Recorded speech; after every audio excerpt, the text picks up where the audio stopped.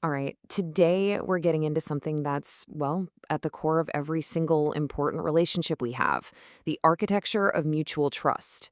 We're going to break down what it is, how it actually works, and yeah, what happens when it all falls apart. So let's just jump right in with the big question that really kicks this whole thing off. What makes someone, safe to depend on? It's a question we all wrestle with, whether we realize it or not, and the answer, well, it's a lot deeper than just a gut feeling.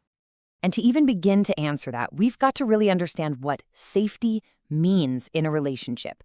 And here's the key, the big takeaway right up front. Real, solid safety, it's built on so much more than just how long you've known somebody. You can almost think of safety like a recipe, right? And it needs active ingredients. Sure, time is in there, but it's not the main thing. You need way more than just a little sprinkle of their interest. Real safety, the kind you can count on, comes from mutual engagement and reciprocal effort.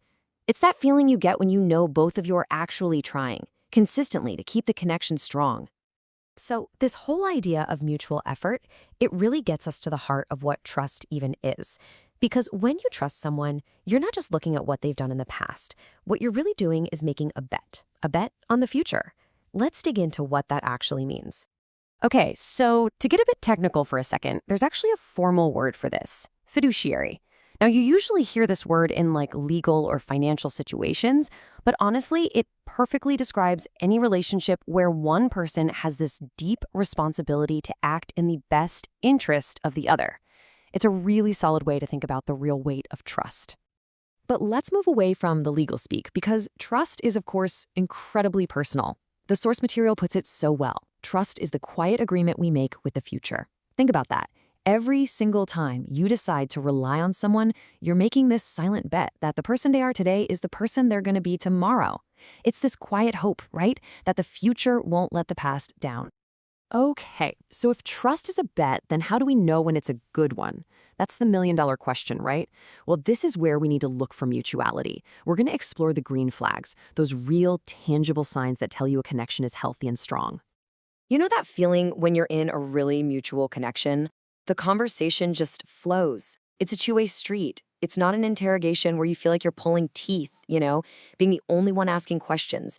There's just this natural, easy feeling to it. And this right here is the core idea of what you could call the effort balance. In a really strong relationship, the effort is, well, it's pretty even. Both people are trying. Both are investing. And look, it doesn't have to be a perfect 50-50 split every single day, of course not. But over time, the overall balance of effort just feels fair. It feels reciprocal. But what about when that balance is totally off? That's when you start to see the signs of a one-sided tie. And that's when the connection feels less like a strong bond and more like a single, thin thread that you are holding all by yourself. The source brings up this really stark number, 90%. What is that? Well, that's the feeling of certainty some people have, a 90% certainty that a conversation will just die, that it will go absolutely nowhere unless they are the one to single-handedly push it forward. And man, that is exhausting. It's a huge sign that something is really, really off. And this brings us to another huge red flag, having to constantly prep for a simple conversation. I mean, if you find yourself having to brainstorm topics or plan out your questions just to avoid that awful dead air, the connection isn't natural anymore. It's turned into a performance, and you're the only one who got the script. I mean, when you put them side by side, the difference is just night and day, isn't it?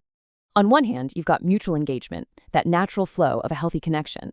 And on the other, it feels like an interrogation. You're always the one reaching out first, and you have that constant draining feeling of needing to prep. And what's the really painful truth at the bottom of a one-sided tie like that? Well, the source puts it pretty bluntly. They are generally okay with just not knowing you at all. That's a total failure of that fiduciary duty we talked about earlier. The brutal honesty is, if you stopped putting in all the work, the connection would probably just fade away, and they might not even notice. So if the trust gets broken, if that bet you made on the future goes bad, is that it? Is it over? In our last section here, we're going to tackle that really tough but really important question about rebuilding. Is it possible to restore that feeling of safety? Now, the first thing to get is that rebuilding trust is not about forgiving and forgetting or just wiping the slate clean. It's actually way more instinctual than that. Your brain, basically to protect you, automatically sets up new, much stricter rules for that person. You're not being difficult, you're being smart, you're being cautious. And let's be real, the path to rebuilding is hard. It has to start with actually acknowledging the damage that was done. Then comes setting those new, higher standards we just mentioned. Step 3 is learning how to deal with that lingering feeling, that doubt that just kind of hangs around. And then finally, all you can really do is wait and see if their new actions, over time, prove they're worth betting on again. But this leads to the really tough reality, doesn't it? Can you ever fully trust them again? The source is pretty realistic about this.